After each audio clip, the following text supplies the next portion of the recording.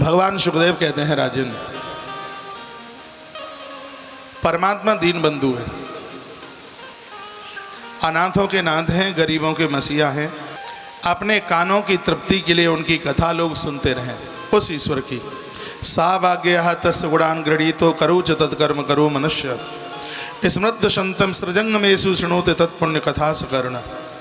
कानों की धन्यता कथा सुन करके है, मस्तिष्क की धन्यता वंदन और प्रणाम करने से है, जिव्या की धन्यता भगवान के मंगलमय नामों का गुणानुवादन करने से। परीक्षित राजा ने कहा, प्रभु, जो दुख से त्रसित है, गरीबी झेल रहा है, वो भजन कैसे करेगा? भगवान की कृपा से सगरे पन्ने पलट गए, अब इतने ही रह गए मेरे पास, और दौड़ लगाऊंगा तो 1 घंटे में सबको पलट दूंगा, बाद में तो तकती है। कोशिश करिए एक एक पन्ना, बहुत ज़्यादा विस्तार नहीं हुआ पाया होगा तो हर पन्ने का दर्शन जरूर किया। परीक्षित राजा ने कहा, गुरुदेव, कोई गरीबी में परेशान हो और आप कहते हैं कि भजन, तो क्या जो दरिद्रता झेल रहा है, क्या वो भी भगवान को भज सकता है? सुखदेव स्वामी ने कहा, हाँ, तो ऐसा कोई प्रमाण हो आपके पास तो ऐसी कथा आप हमें सुना दें। तब भगवान सुखदेव भगवान की आंखें द्रवीभूत हो गईं, आंख में आंसू आ गए और वह कहने लगे, मैं तुम्हें एक ऐसे ब्राह्मण की कथा सुनाता हूँ। भागवत जी में सुदामा का नाम नहीं है। जब अध्याय पूरा होता है तब लिखा है, जय जय श्रीमद् भागवते सुदाम चरित्र। पूरे प्रसंग में कहीं सुदामा का नहीं, ब्राह्मण एक ब्राह्मण एक ब्राह्मण, ये कहते रहे। सुदामा की पत्नी का नाम नहीं, सुदामा के माता पिता का नाम नहीं। लेकिन वायु पुराण के अंतर्गत सुदामा सोम पंड्या और शांताबाई के घर में 4थे नंबर की संतान थी। सुदामा के पिताजी सोम पंड्या, माता शांताबाई, 4 संतानें घर में हुई थी, जिसमें 3 संतान मृत्यु को प्राप्त हुई थी, छोटी संतान बची थी, उसका नाम था सुदामा। भागवत में सुखदेव भगवान ने इस कथा को रो रो करके गाया। ये वह कथा है जिसमें बताया गया कि भगवान उनका है दुनिया में जिनका कोई भी नहीं। अभी सुदामा इतने समझदार नहीं थे, अनाथ ही हो गए और माता पिता का देहावसान हो गया। जिस प्रकार से रामायण में सुतीक्षण का पालन पोषण हुआ, इस ब्राह्मण सुदामा का पालन पोषण, बहुत गरीब, बहुत दीन था। ऐसे सुदामा की कथा बड़ी अद्भुत है। सुदामा की कथा को सुनकर के लोग कहते हैं कि ब्राह्मण भिखारी होता है, मांगने वाला होता है, याचक होता है।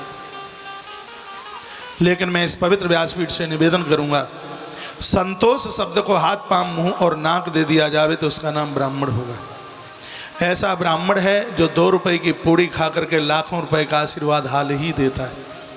उसका कितना भी अपराध कर दिया हो, पांव पकड़ लो, पंडित जी गलती हो गई, क्षमा कर दो, वो तो सब कुछ भूल जाता है। ऐसा है जिसके अंदर जाति पक्ष नहीं है बिल्कुल भी। व्यापक शब्द है ब्राह्मण। धरती पर वह जगत के उद्धार के लिए इस धरा पर चल करके आया है। उस सुदामा की कथा भगवान सुखदेव मुनि गा रहे हैं। कहते हैं कि कृष्णासी सखा कश्चिद ब्राह्मणो ब्रह्मवित्तमा विरक्त इंद्रियार्थे सुप्रशांतात्मा जितेंद्रिय। सुखदेव भगवान ने इस ब्राह्मण के लिए जो शब्द कहे हैं वो किसी के लिए कहे नहीं। भागवत में कहा है ये जितेंद्रिय, इसकी इंद्रियां इसके बस में हैं, इसको कभी जीवन में क्रोध नहीं आया, विरक्त है, पूरा वैरागी है, धन की लोलुपता नहीं है। भागवत जी में कहीं वर्णन नहीं है कि सुदामा भीख मांगने को गए। लोग सुदामा के दरवाजे पर आते हैं, जो रख करके चले जाएं, जीविका का निर्वाह कर लेते हैं। सुदामा ने कभी किसी से कुछ मांगा नहीं। लोग तो यह भी कहते हैं कि सुदामा अपने मित्र कृष्ण के भाग्य के चने खा गए, घोर गरीबी चल करके आ गई। उस कथा को भी सुन लीजिए। उज्जैन नगरी में एक डुगरिया एक रहती थी, वृद्धा। उसके पति, एक कथा नहीं सुनी होगी, सुन लो। उसके पति की मृत्यु हो गई, अनाथ हो गई थी। कैसे भी अपने जीवन का निर्वाह कर रही थी, याचना करके पेट भरती थी। एक दिन उसको भिक्षा में कुछ चने मिल गए।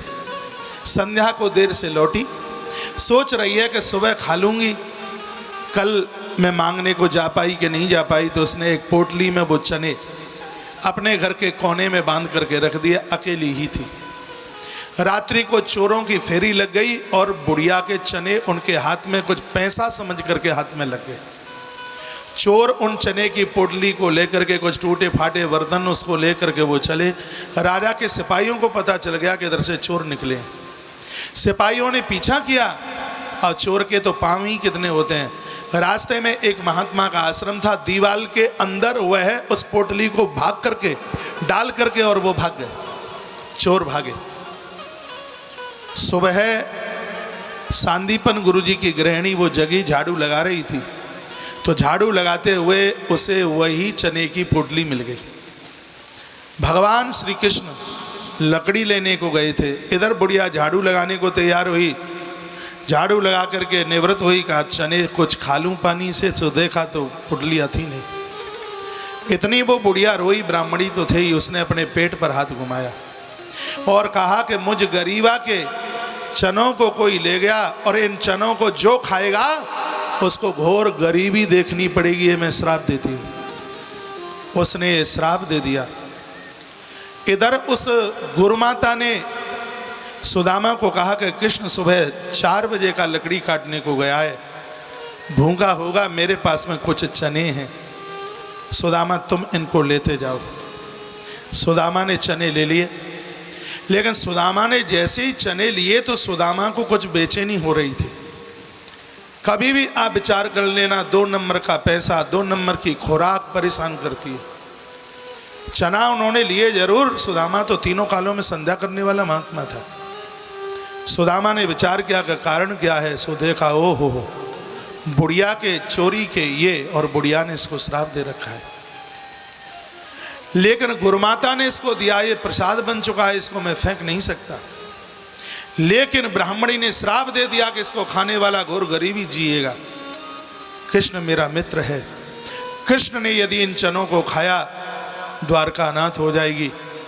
मैं इस श्राप को अपने ऊपर अंगीकार करता हूँ, भले ही मुझे गरीबी झेलनी पड़े, लेकिन मैं अपने मित्र को स्वस्थ देखना चाहूँगा।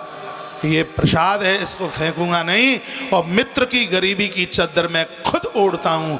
ऐसा सोच करके सुदामा उन चनों को खा गए। इसे कहते हैं मित्रता। जो न मित्र दुख होई दुखारी, तिन्हि बिलोकत पातक भारी। ये जानबूझ करके सुदामा ने किया। भगवान श्री कृष्ण ने कहा था, भैया जीवन में बहुत मित्रताएं होंगी। शोदेव भगवान ने भी आगे कहा था, ये परीक्षित, कृष्ण और सुदामा जैसी मित्रता देखने को द्वारा मिलेगी नहीं। ऐसा मित्र जिसने अपनी मित्र की गरीबी को अपने ऊपर ले लिया।